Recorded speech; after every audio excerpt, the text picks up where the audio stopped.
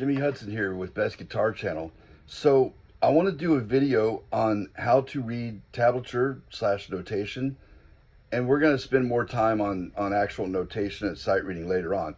But tablature is really cool. It's been around since I believe the 1500s, and it is a way that you can quickly read some type of music communication for your guitar. Or actually it started out, I believe, on the violin. So it's really simple actually. You have 6 lines, and each line in tablature represents a string, okay?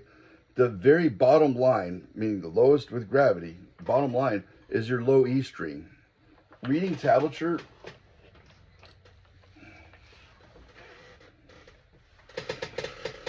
is a lot like this. I have the guitar neck turned upside down, okay? So this is your low string, your 6th string, 5th, 4th, 3rd, 2nd, 1st, all right?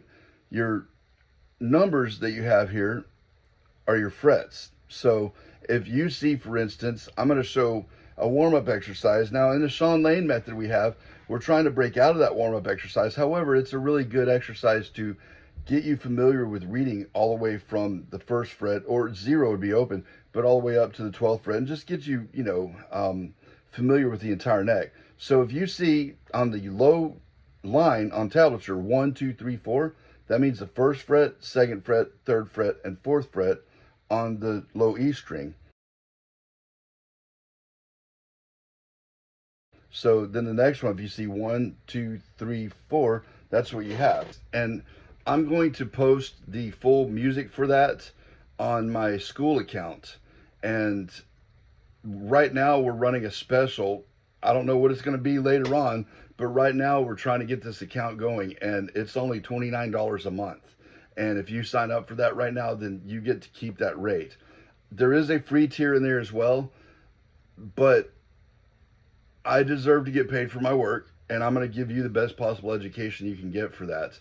And we normally are charging $100 a month, but you still get access to both me and one of my professors from the Atlanta Institute of Music, Sid Wolf, and we're releasing all of the curriculum that we both worked on with Shawn Lane. So it is an education that you normally, just would not get anywhere else. And anyway, so 1st fret, 2nd fret, 3rd fret, and 4th fret. So the bottom line is your low E string, this one, and the top line is your high E string. The numbers are your frets. If you have a 0, that means it's open.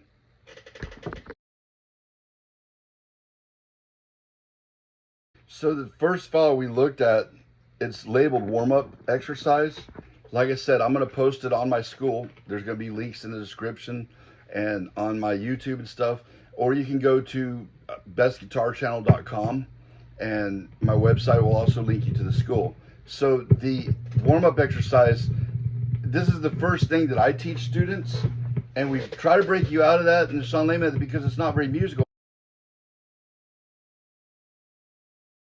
However, we're going to go 1st fret, 2nd fret, 3rd fret, 4th fret, and then we do the same thing on the 5th string, then the 4th string.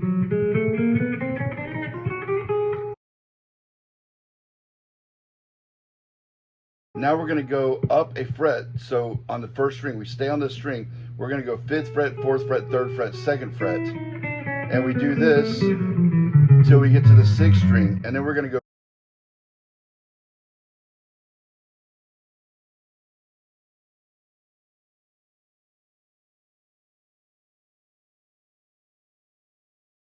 with 3, 4, 5, 6.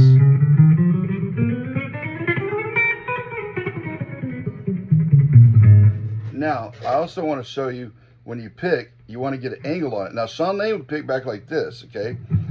But you want to get a really good angle, but you want to cross pick everything, meaning the first note is a downstroke, and then we're going to go up, and then down, and then up.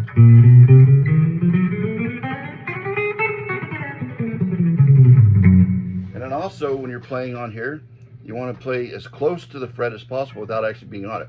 Because if you're back here, you see, you can get it, that's where you get that buzzy tone here, and you want to play at the very tips of your fingers.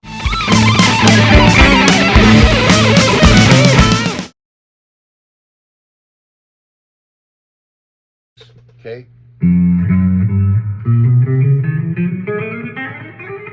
And also I play up like this,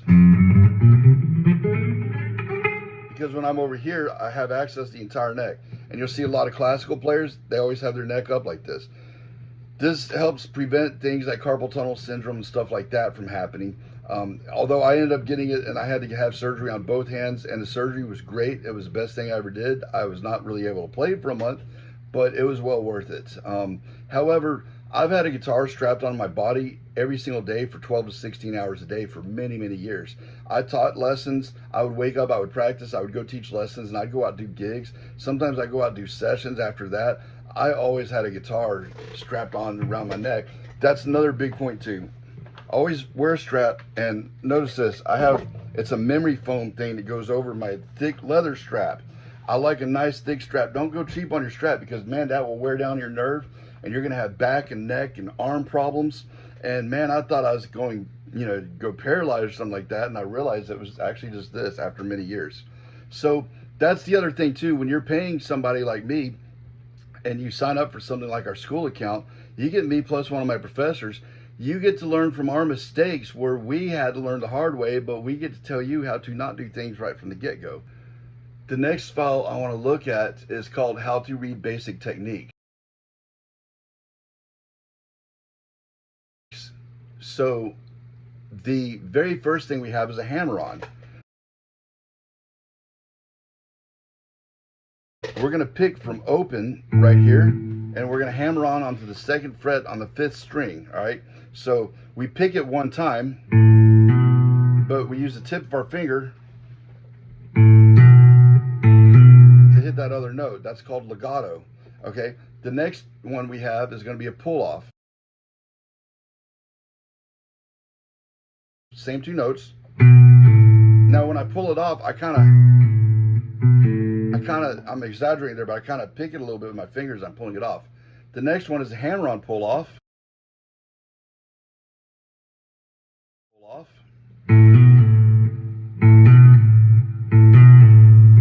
All right, so you just pick it one time, okay? The next one that we have is called a trill.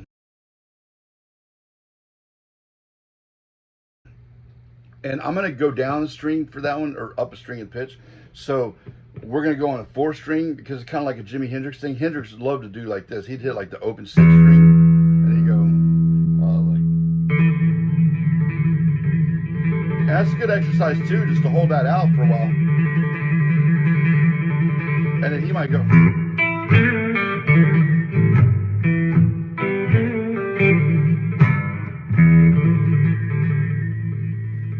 Okay, the next one, you're going to see a dash with an SL. That means slide.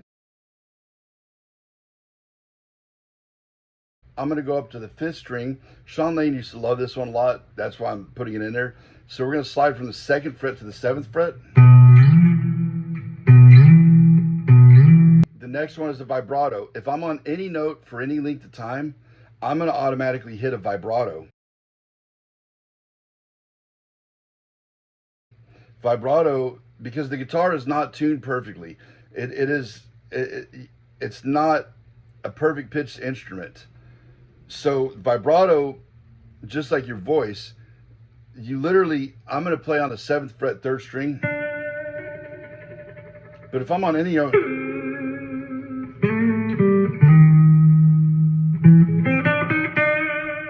but it wavers the pitch, so it kind of brings it in, and it makes it sound more vocal. So vibrato is a great thing. The bend is like an arrow drawn up, and this one says full. If it says full, that's the equivalent. So we have 7th fret there. We're trying to bend to that pitch a full step, or 1 whole step away, which is 2 frets. If it's just a half, it'd be just right there. So that'd be, and then a full. When I bend, I use my 3rd finger or my 1st finger. But if I'm bending with any of these fingers, I like to use my 3rd finger, get my 2nd finger behind it for support, and I add vibrato in there. And then I do what's called a rake. I like to rake into that bend. That's a Memphis thing, man. You got to have soul. You don't want to just be like I like chicken unflavored, and I really think that mayonnaise dish is really spicy. Man, don't do that.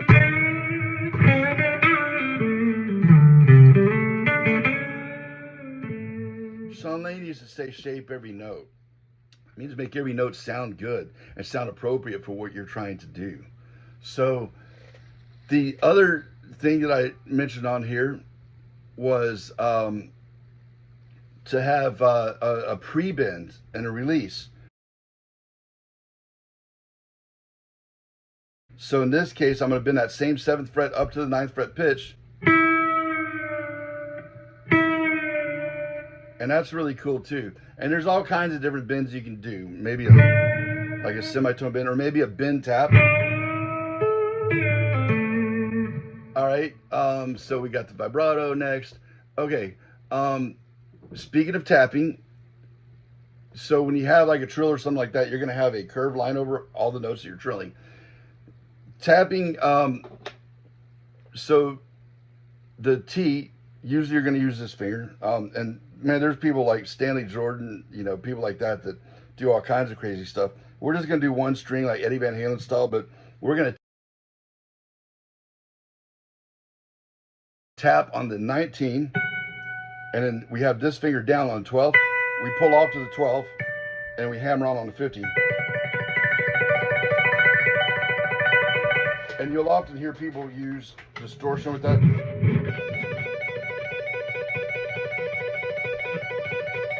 And this is just a basic rundown on how to read different techniques and how to apply them. So the next thing you're going to see is it says with bar, right there. Again, going back to the Van Halen sound.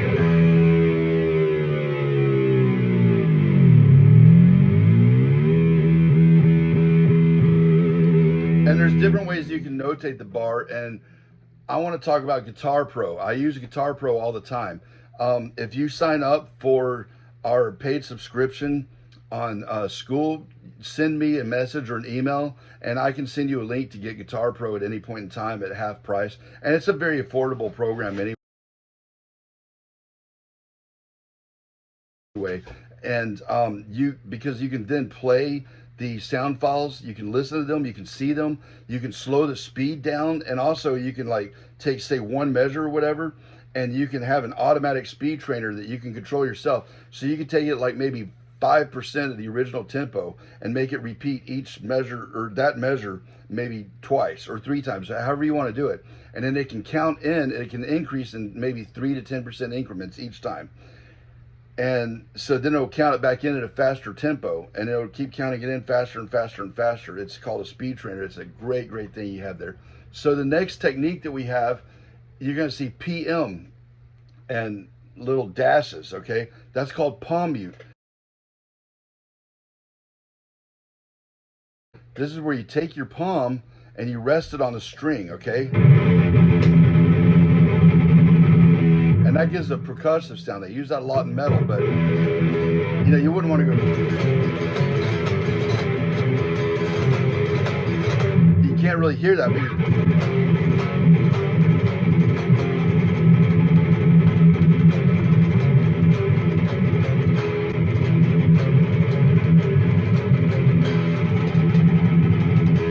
So in this case, the next thing you have here, I have, so 4 notes, right? Then I have those notes that are stacked up on top of each other. When you see that, you play them at the same time. That's a chord. So palm mute. Now the other thing you're going to see on this example that I have is you're going to see these lines at the end of that measure. So each measure is 3 beats, 4 beats. However, if you're in 4/4, we'll get into all that later. But this case, I have the lines with the 2 dots. That's called a repeat. All right, so when you go back to the other lines with the 2 dots on this side, so in this case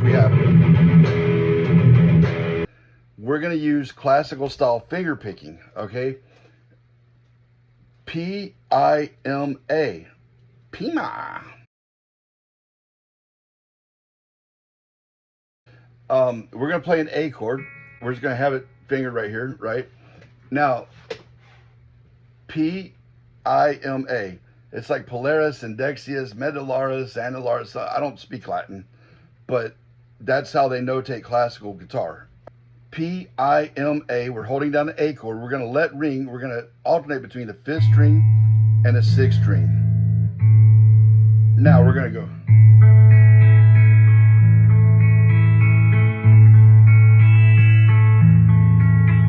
So P-I-M-A-M-I-P-I-M-A-M-I.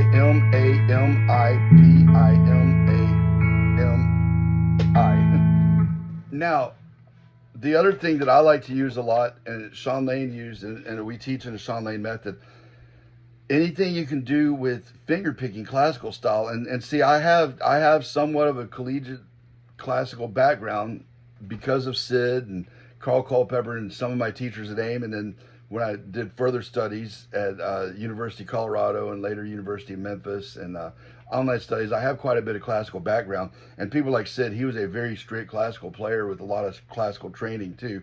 So they drill this in you. Hybrid picking, though, is something that that we love to use because you already have your pick in your hand.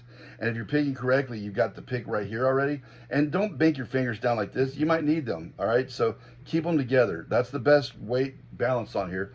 But we're going to go back to that same exercise. But this time, instead of going thumb, we're going to go pick, and then middle finger, 3rd, pinky. And we don't use our pinky and finger picking because typically classical, you're coming like this. And that pinky sits way up there. But if you're picking, you're coming more from the side, right? So we have...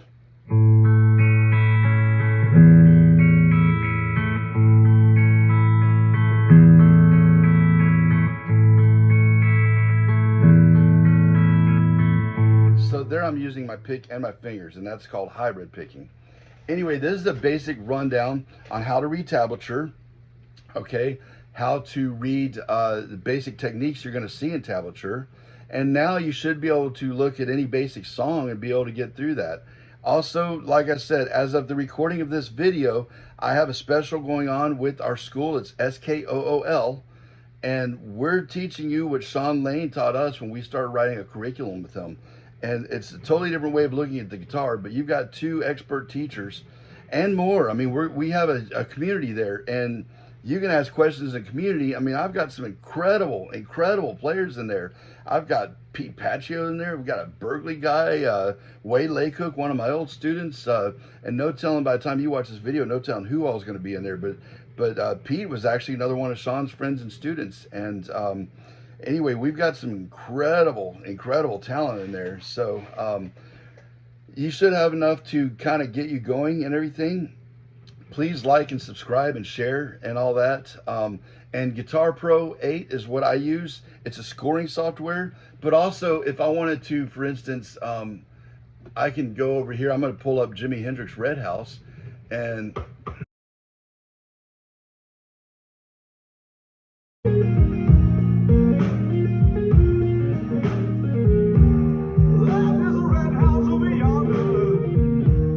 now see, they got the guitar.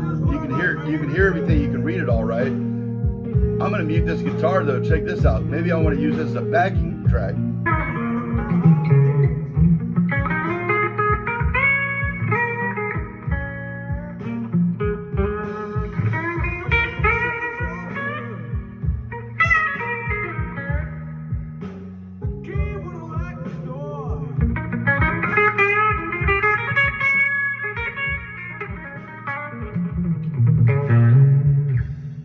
So I eliminated the guitar parts, and I'm able to play over that. And they actually have the vocals on there now, which is pretty cool. Now I'm gonna bring the guitar back in. So the cool thing about that though is I can save this as a MIDI file, and I can export it into my DAW, my recording software, which I use Logic Pro.